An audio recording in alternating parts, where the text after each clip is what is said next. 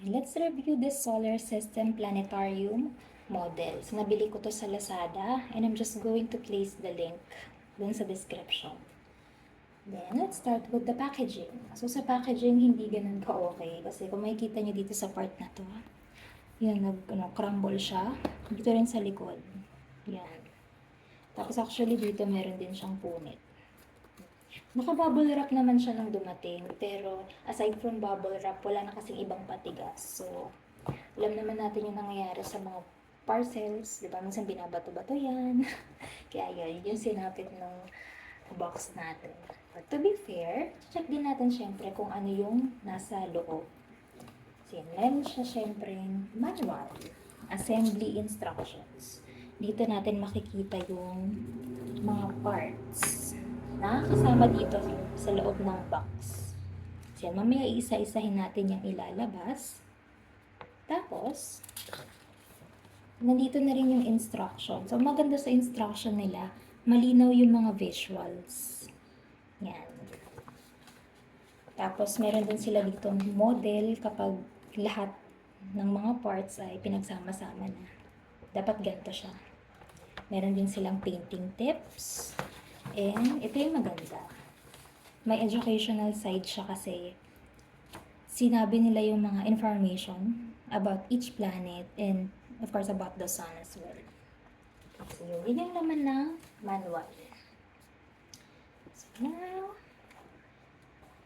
ito naman yung mga materials. So let's start muna doon sa pinaka-base. May kita nyo dito sa model, ito siya. So, kukunin natin dito yung bilog na base na pinakapagtatayuan ng model natin. So, ito siya. Sana nakita. And then, meron din ditong, yan, yung mga habang yan. Lalabas natin sila.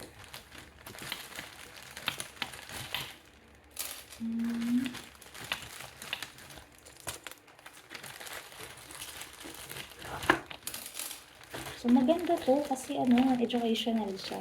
Tapos, it could catch yung interest ng mga bata regarding planets, diba? Para at least hindi sila puro cellphone. Diba? Ma-expose din sila dapat sa mga ganito.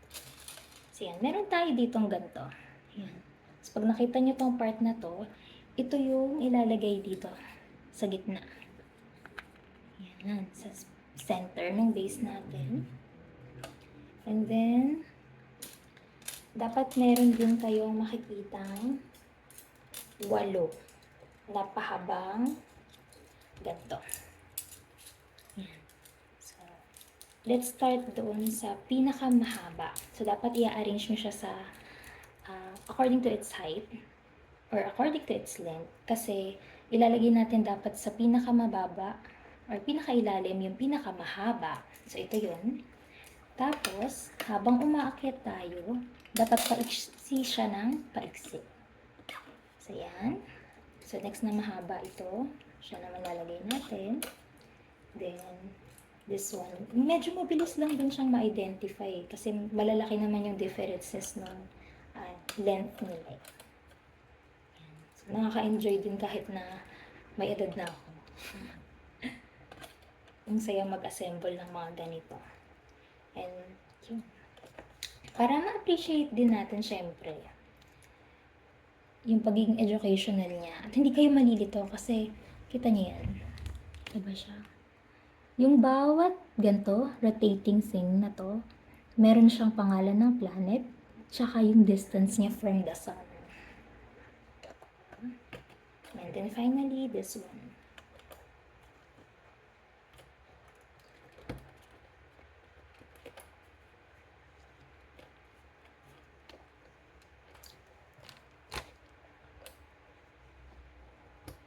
Yan. So, yan siya. And next, ilabas naman natin yung nandito sa maliit na ziplock. Medyo marami-raming material yun nandito. Pero mag-focus muna tayo dito sa mga steel bars nila. So, kapag nakita nyo itong finished product,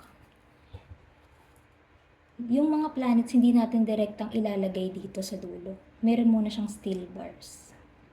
Yan. So, ito yung purpose niya.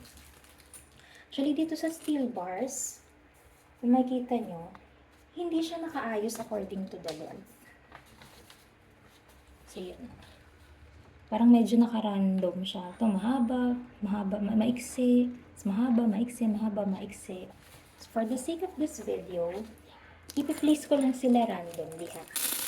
Kasi baka sobrang tumagal kapag pag kinonsider ko pa yung instruction. So, para makita nyo kung ano yung pinaka-rough na finished product. Yan. Lagay lang natin ng ilagay.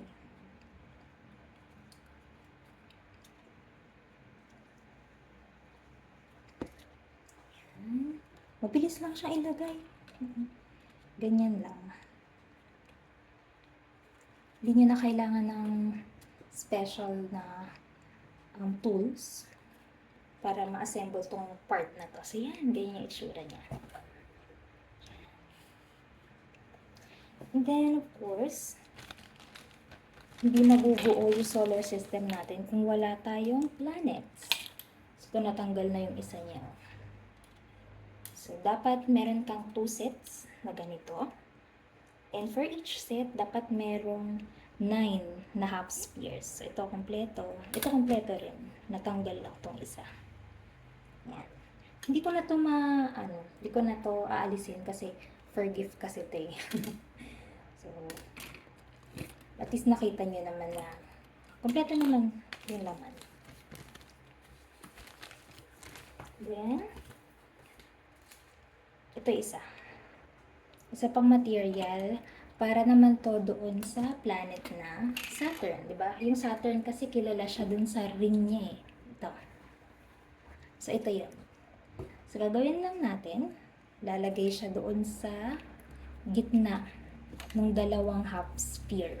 Yun, para magmukhang Saturn. Then, meron din tayong liha. So, ito namang liha, ang pinaka-purpose nito ay para kumapit yung paint. Kasi kung mapapansin niyo, glossy yung mga surface ng spheres natin eh. So, ang malamang sa malamang yung paint nito, mamumuo-muo lang. So, para mas kumapit siya, lilihain yan. Yan. Para gumaspang yung surface. So, yan. And of course, ito yung pinaka-favorite kong parte. Yung magpe-paint na sila. So, meron ditong kasama sa set na 1, 2, 3, 4, 5, 6, 7 na colors. Ang maganda rito, may primary na siya, tapos may secondary color. So, kumpleto na. Hindi mo na kailangan mag-mix-mix ng marami. Tapos, kung merong paint, syempre, merong paintbrush.